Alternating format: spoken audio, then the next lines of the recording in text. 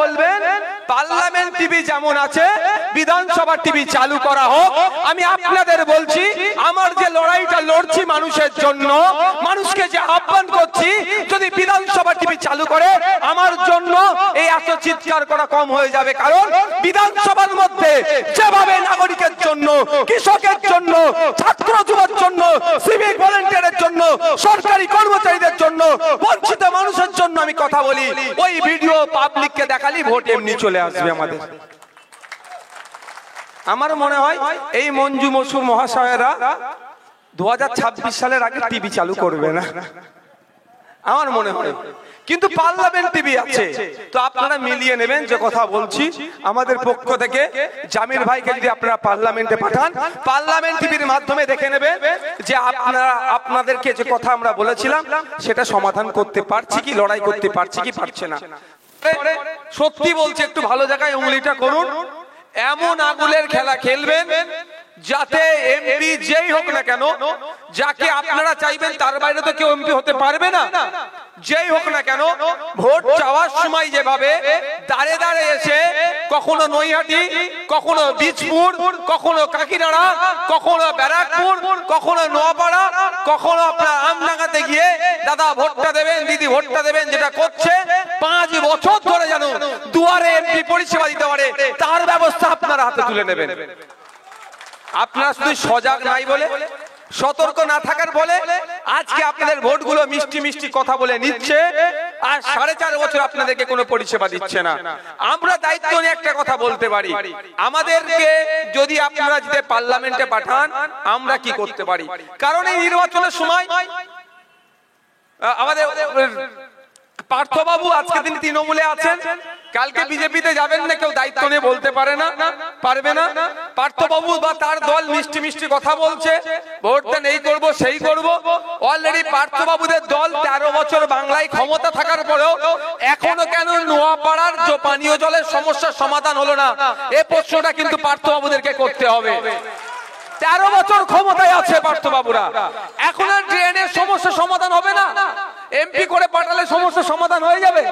13 বছর বাংলা পরিচালনার দায়িত্ব আছে, পার্থবাবুদের ভোট দেওয়ার প্রয়োজন নাই।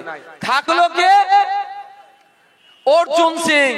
কোন দলে আছে এখন ভেবে বলতে হবে, 3 মিনিট ভাবতে হবে, কারণ কখন উনি কোন দলে থাকেন, যেদিকে পানি পড়ে সেই দিকে উনি ছাতা ধরেন। তো সুতরাং ভোট দেওয়ার কোনো প্রশ্ন আসছে না, আপনার মূল্যবান ভোটকে নষ্ট করবেন না। আমরা আপনাদের বলতে পারি প্রতিশ্রুতির ফুলঝুরি দেব না, তবে আপনাদের জন্য বলতে পারি আপনারা যদি আমাদের অ্যাডভোকেট জামির সাহেবকে খাম চিহ্নে ভোট দিয়ে পার্লামেন্টে পাঠান, পার্লামেন্টে গিয়ে জামির সাহেবের সর্বপ্রথম যে কাজটা হবে, এই ব্যারাকপুর লোকসভার শিল্প তালুক থেকে শুরু করে মফস্বল এলাকা থেকে শুরু করে সেমি আরবান এরিয়ার যে সমস্ত সমস্যাগুলো আছে তাদের সমস্যাগুলো নোট করে নিয়ে গিয়ে পার্লামেন্টে স্পিকার স্যারের মাধ্যমে কনসার্ন ডিপার্টমেন্টাল মিনিস্টারকে জানাবে। যেমন আপনি এখানকার যে সমস্যাগুলো আছে, যেটা সমাধান হওয়া দরকার, সেই সমস্যাগুলো পার্লামেন্টে বলবে। আমডাঙ্গা এলাকায় কৃষকদের যখন এলাকা বেশি কৃষিজ জমি আছে, কৃষকদের যে সমস্যা সে কথা বলবে। বীজপুর থেকে শুরু করে ব্যারাকপুর পর্যন্ত কলকারখানা আছে বা অনেকে বন্ধ হয়ে যাচ্ছে, বন্ধ কলকারখানাগুলো চালানোর যেমন দাবি করবে, সাথে সাথে কলকারখানা যেগুলো আছে সেখানে শ্রম চুরি হচ্ছে, অর্থাৎ গরিব মানুষ মেহনত করছে, এই তৃণমূল বিজেপির যোগ সাজকে তাদের মেহনতের মাইনেটা কম দিচ্ছে, শ্রম চুরি করছে। তার বিরুদ্ধে সেন্ট্রাল লেবার মিনিস্টার যিনি থাকবেন তার সামনে বলিষ্ঠ কণ্ঠে বলবে বাংলার আপনার ব্যারাকপুরের বীজপুরের শ্রমিকদের শ্রম চুরি হচ্ছে, তাদের ন্যূনতম মজুরি দেওয়া হচ্ছে না, মজুরি বাড়ানোর জন্য বলিষ্ঠ কণ্ঠে পার্লামেন্টে গিয়ে আপনাদের হয়ে কথা বলবেন অ্যাডভোকেট জামির সাহেব। আমরা এগুলো করতে পারবো। আমরা প্রতিশ্রুতির ফুলঝুরি দেব না, যে আপনাদের বলবো না উন্নয়ন না উন্নয়নের জোয়ারে ভাসাবো, আর স্বল্প বৃষ্টি হলে হাঁটুর উপরে জল পানি উঠে যাচ্ছে না, এই উন্নয়নের আমরা প্রতিশ্রুতি দেব না।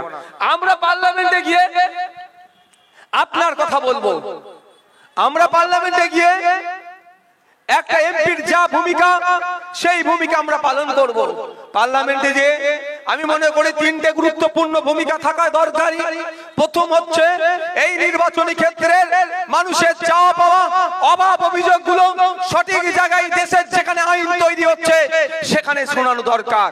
দ্বিতীয় হচ্ছে কোন বিল অ্যামেন্ডমেন্ট হলে, কোন বিল সংশোধন হলে, সংযোজন হলে, বিয়োজন হলে যদি নাগরিকের বিপক্ষে সেই বিলটা যায় তার স্ট্রংলি অপোজ করা, তার বিরোধিতা করা।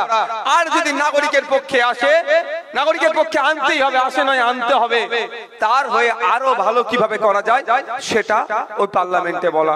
আপনি উদাহরণের জন্য দিতে পারি, কিছুদিন পূর্বে এই শুভেন্দু অধিকারীদের অপদার্থ বিজেপি সরকার, এই সুকান্ত মজুমদারদের অপদার্থ বিজেপি সরকার, এই অর্জুন সিংদের অপদার্থ বিজেপি সরকার যে বিল পাস করিয়েছিল কৃষকদের বিরুদ্ধে, যেমন বিল পাস করিয়েছিল তার প্রতিবাদ আমরা করেছি।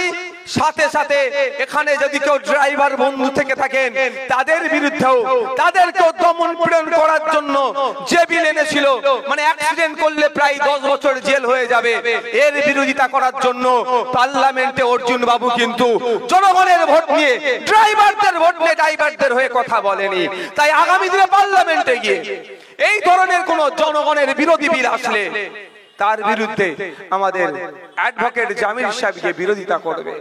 আপনারা দেখেছেন বিভিন্ন সময় বিভিন্ন যে বিলগুলো পাস হচ্ছে পার্লামেন্ট থেকে জনগণের বিপক্ষে যাচ্ছে, কর্পোরেটদের স্বার্থে বিল হচ্ছে, এর বিরোধিতা করতে গেলে আমরা তো ডাইরেক্ট গিয়ে করতে পারছি না। ওখানে আমাদের প্রতিনিধি আমরা পাঠাতে চাইছি, কিন্তু যাকে প্রতিনিধি হিসাবে পাঠাচ্ছি সে কোন দলে আছে সেটাই বুঝতে পারছি না আমরা, কার হয়ে সে কথা বলবে, কার বিপক্ষে। তাই আপনাদের বলবো মূল্যবান ভোট নষ্ট করবেন না। ইতিপূর্বে ব্যারাকপুরের মানুষেরা, এই নোয়াপাড়ার মানুষেরা 17 বার ভোট দিয়ে পার্লামেন্টে পাঠিয়েছেন, কিন্তু দুঃখের বিষয় ভোট দিয়ে নেতা করে পার্লামেন্টে পাঠিয়েছেন। কেউ রাজধানী চড়ে দিল্লি গিয়েছে, তো কেউ ফ্লাইট চড়ে দিল্লি গিয়েছে, তারা নেতা হয়েছে। 17 বার আপনাদের ভোট নিল, 1952 সাল থেকে পার্লামেন্টে পাঠাচ্ছেন, আপনাদের অবস্থার পরিবর্তন হলো না। এখনো অল্প বৃষ্টি হলে আপনাদের হাঁটু সমান পানি হয়ে যাচ্ছে। এই সমস্যার সমাধান হওয়া দরকার তো নাকি ভাই? সমস্যা সমাধান কে করবে? তার জন্য তো লোক দরকার, সেই লোকটাকে আপনাকে আমাকে খুঁজে বার করতে হবে। দেখুন ভারতবর্ষে 140 কোটির উপরে মানুষ আছে, সবাই এর সমস্যা পার্লামেন্টে যদি সবাই যে শোনায়, প্রথম কথা সম্ভব নয়।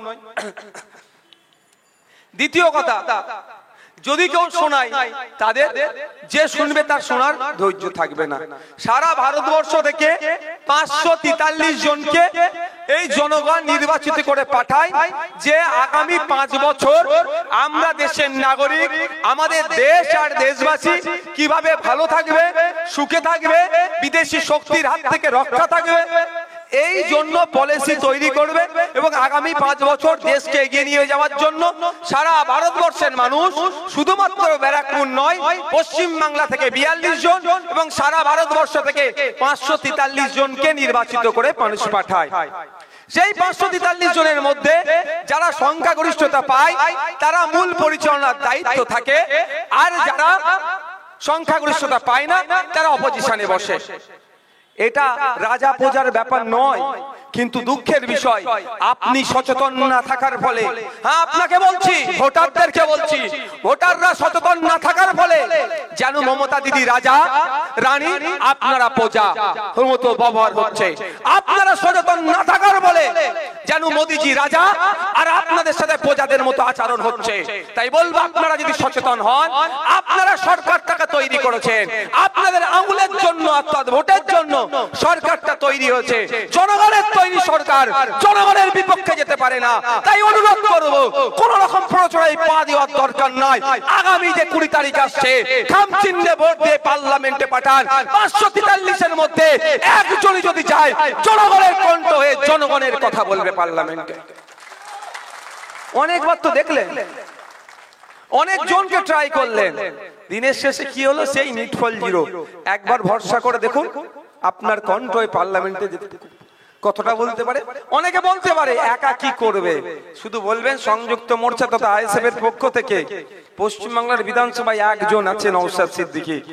কতটা করছেন, কতটা পারে কি পারে না এলাকার যিনি বিধায়িকা আছেন মঞ্জু বসু মহাশয়াকে আপনারা জিজ্ঞাসা করবেন যে নওশাদ সিদ্দিকী বিধানসভায় গিয়ে ঘুমায় না এমন প্রশ্ন করে স্পিকার স্যারের মাধ্যমে ওদের মন্ত্রীগুলো চুপ হয়ে যায়।